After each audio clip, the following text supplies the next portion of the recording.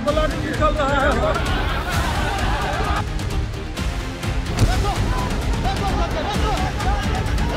गुलाबचंद यादव को जो है, जो ये लोग मारा है ना, ये अब जो है हम लोग भूलने वाले नहीं। और ये टाल जो है ना, हम लोग का इलाका है।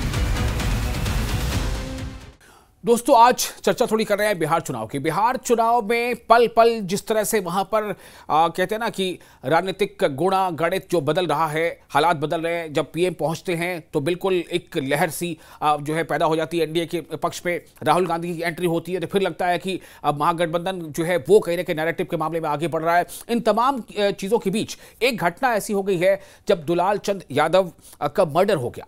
और उस मर्डर के बाद ऐसा लग रहा है कि कहीं ना कहीं जो सियासी जो नैरेटिव था, पॉलिटिकल नैरेटिव था बिहार का, उस पर काफी बड़ा असर पड़ा है।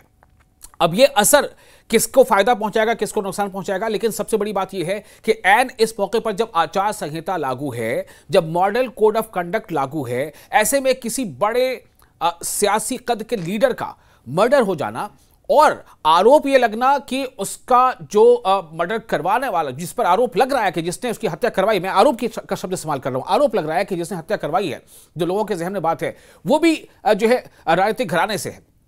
तो मोकामा का ये जो राजनीतिक यहां पर तूफान खड़ा हुआ है इस मर्डर के बाद से, वो काफी कुछ जो है आने वाले चुनाव पर अपना असर डाल सकता है।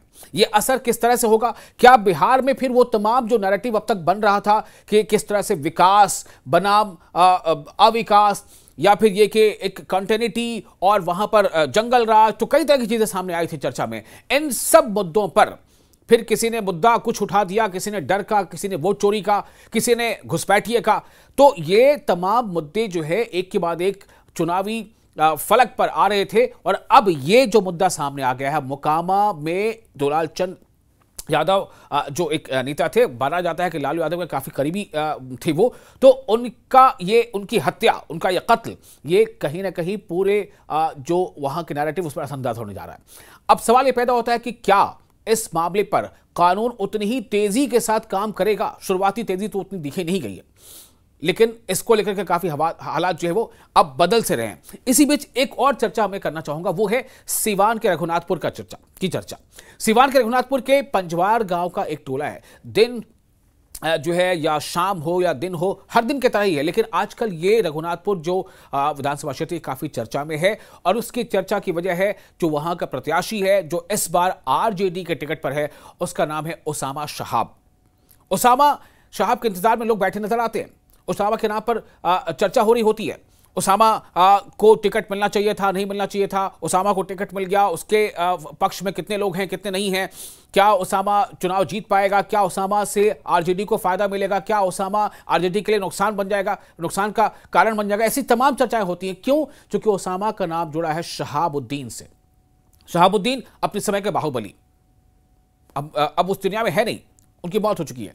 तो शहाबुद्दीन की जो चर्चा, जो लोग बिहार से, सीवान से जुड़े हुए जानते हैं कि शहाबुद्दीन का मतलब क्या था।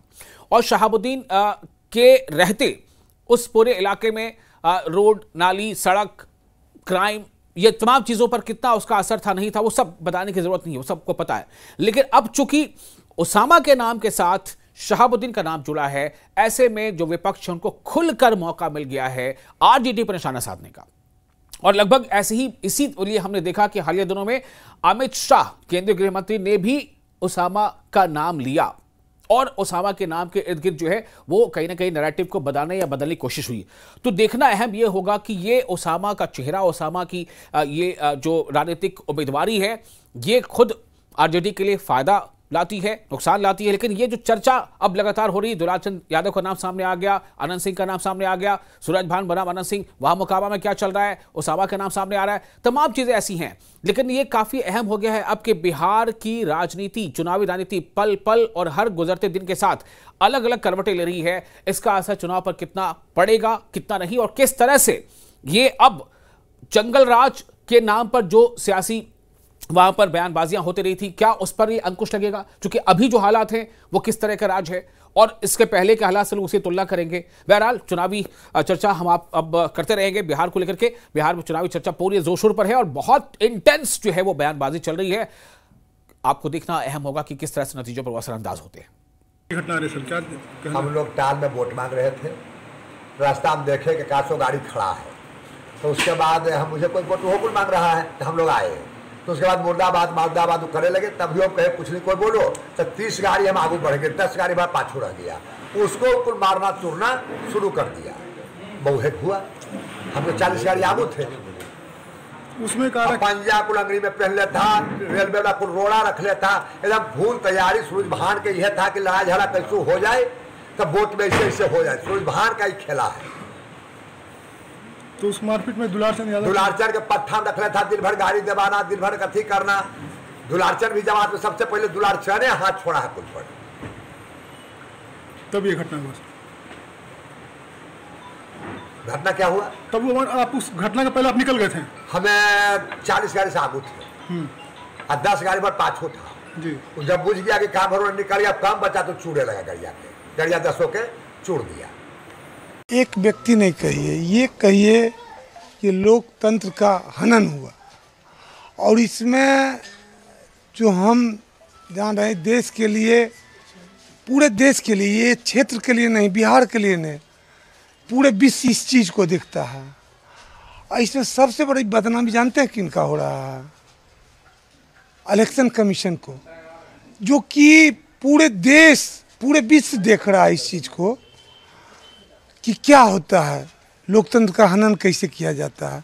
इस पर तो मेरा आग्रह होगा इलेक्शन कमीशन से कि इस पर इंक्वायरी बैठाया जाए।